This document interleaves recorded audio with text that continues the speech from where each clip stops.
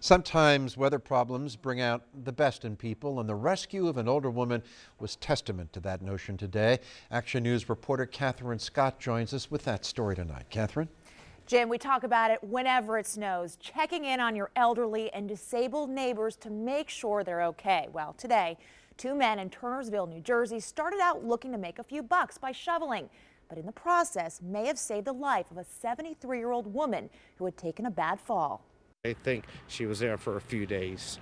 And who knows how much longer the retired school teacher could have been laying on the floor of her home if it weren't for Tim McGinley and Chuck Serino. They shovel snow at a discount for the elderly in Turnersville and stopped by to see if Barbara Grainer needed help with her walk. And I rang the doorbell, and usually she gets right to the door, and she didn't answer the door. So I looked in her window a little bit, and I could see her feet. And I looked a little further, and I could see her legs, and I noticed she was laying on the floor. They feared the worst until they saw Barbara open her eyes. She was still alive, but immobilized after a bad fall.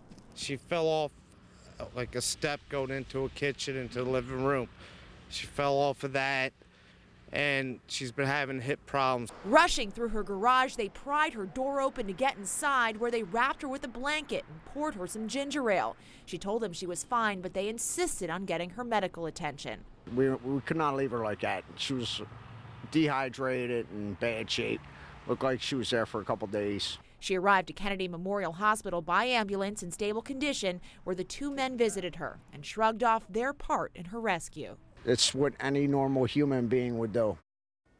And of course it is, but certainly the lesson here is not just about what they did after the fact when they found her, but before that, actually going, knocking on her door and looking for signs of her when she didn't answer. After all, who knows what would have happened if they hadn't. Jim?